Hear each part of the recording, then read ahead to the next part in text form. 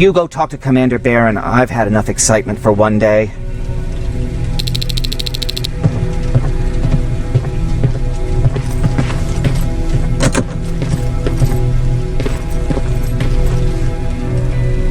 Hey, are you all right? We just got the news about the attack. They're getting closer, aren't they?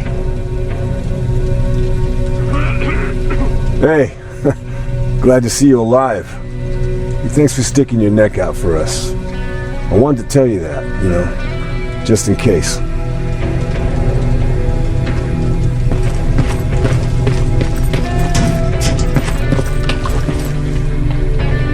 Wasn't expecting to find you here. You always seem to be out these days. Yeah, that's true. Lately I've been making extra runs to stock up on resources. The truth is, I was even thinking about leaving. But right now I'm just waiting for my team to head back to downtown to look for other survivors. Let's hope there still are some. I see that Patrick's doing better. He is. He's a fighter. Certainly has more courage than I do. Why did you want to leave? In the face of what's going on now, it will sound stupid, but it just got to be a bit much, you know? With Patrick hurt, I started to wonder if I'm even doing him any good by sticking around. I've been trying to protect him all this time, but I couldn't. I've proven that much already. First in Pasadena, then at our hideout.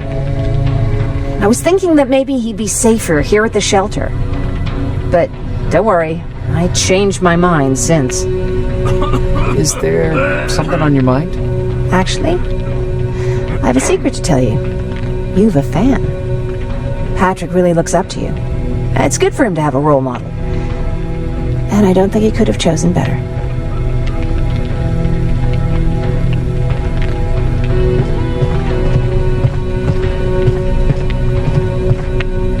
Thank you. It means a lot. Are you kidding? It's the least I can do for helping us all this time. If you hadn't found us back in Pasadena, I don't know what would have happened. Well, actually I do. Exactly what the others said would happen. People were talking about the Annihilation Line months before it came. My father, of course, tried to turn it all into a joke.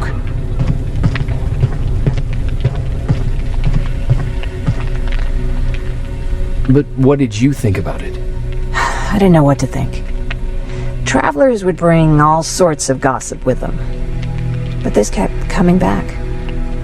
When Patrick asked me if I was scared, I lied and said that I wasn't. You could feel the mood change at the house. The community my father tried to build started falling apart. Fewer and fewer people were coming by, and if they did, they weren't always friendly. We started to notice things going missing. Little things at first. People got nervous, and with time, it even got to my father. Did it ever get to you? Of course it did. For the first time in my life, there were only the three of us at the house.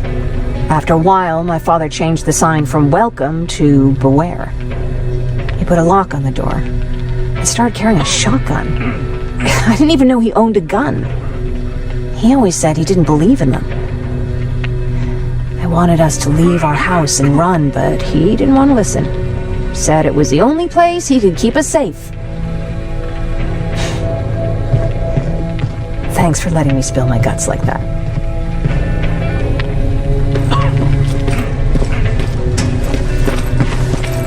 Lay still. Don't move.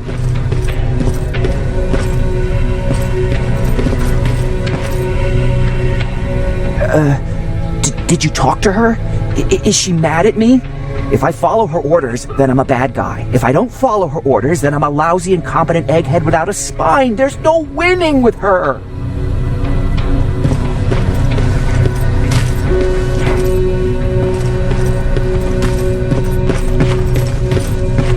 Thanks for getting us out of there, Sergeant. What's up? I know you're busy, but I found something. Something I think you'll like. A tape from back in the day. I want to play it for you, but my boombox is busted. So if you're out there and find one that works, bring it to me, okay? Can't you ask Jennifer or one of the other scavengers for help? I already did, but they couldn't find anything. Just think about it, okay?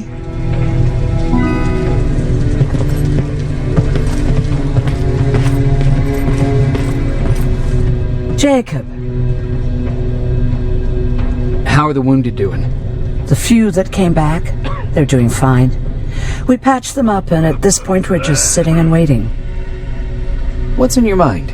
Ever since you asked me about Peter, I can't stop thinking about him. Like a teenage girl. That's your fault, young man. Have you tried looking for him? I've looked for him for a while. I went to the place where we said we'd meet if we ever got separated. But he wasn't there. Maybe it's stupid. Maybe I should stop thinking about him. He's probably dead by now. God knows he can't take care of himself.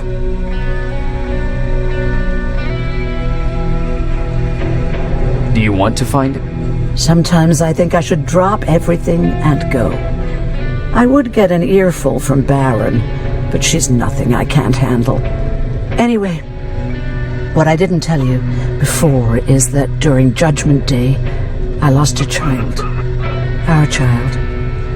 I don't know if it would have happened anyway, but I like to blame the machines for that. I think that Peter felt with Taylor we were given a second chance. God, he's still out there waiting for me, isn't he? Probably sitting in his rocking chair back in our house in Hollywood Hills. Oh, where the hell are you, Peter?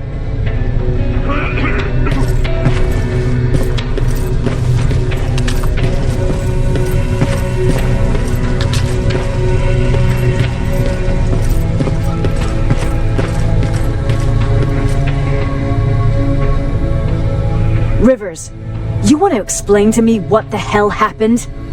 We're lost downtown. I know that much. But how's that possible?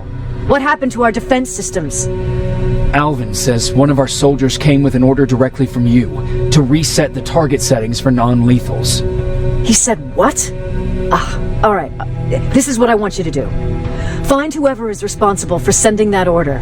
All the messengers have GPS tracking, so we're keeping tabs on their location. Find them and bring them to me. Understood. And Rivers, despite what I might say about our resident egghead, I truly have a hard time believing that my men are incompetent. So expect the unexpected. And you know what I mean by that. Do you think the infiltrator's back? We won't be sure until you find those messengers and confirm my suspicion. Now that you mention it... What? One of our soldiers said that it looked as if one of our guys led Skynet's attack. That only supports my case. As soon as you know what's going on, radio me. Who's Perry? You mentioned him before. The best soldier I ever fought beside. He was the one who brought me into the Resistance. It's actually a funny story. Years ago, when I was just a kid, I saw a Skynet drone attacking some guy. Without thinking, I grabbed a rock and jumped on it. The guy was screaming the whole time while I beat the metal to the ground. Only when I was done did I realize he was trying to stop me. You killed a drone with a rock? I was young and stupid. Thank God the drone wasn't really armed, otherwise I wouldn't be here to tell you the story. He was a resistance scientist, and that drone was one of his projects. So you can imagine he wasn't too happy when I smashed it to pieces. But he wasn't alone. There was this huge guy with a rifle on his shoulder, almost choking with laughter. I sure made his day. That huge guy. Was that Perry? Yes, it was. Commander Perry was in charge of this division before me. That scientist later told me that was the first time he ever heard Perry laugh. Somehow, Perry and I connected. He taught me how to channel my anger and get it under control. He introduced me to Connor, and that's how I got to the 132nd.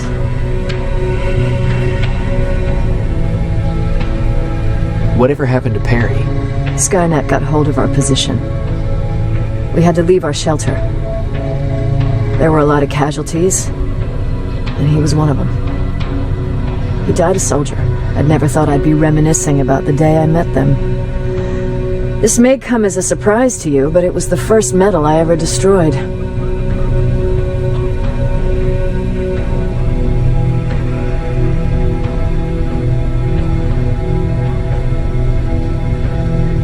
Sounds like you were late in joining the Destroy Skynet campaign. Before that, it was people, not machines. But that's a different story.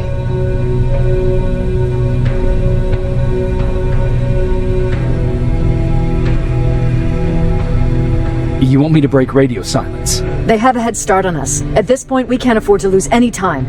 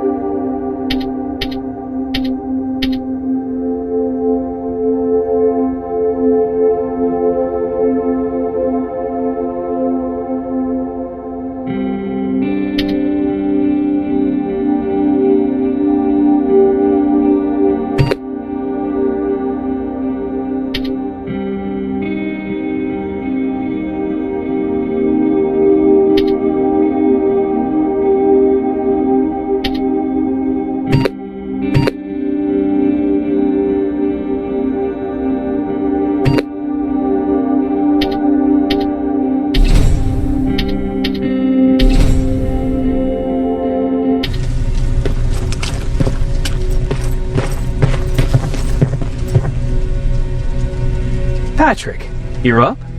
There are people who need help more than me. Anyway, I can't talk. I have to bring something important to Erin.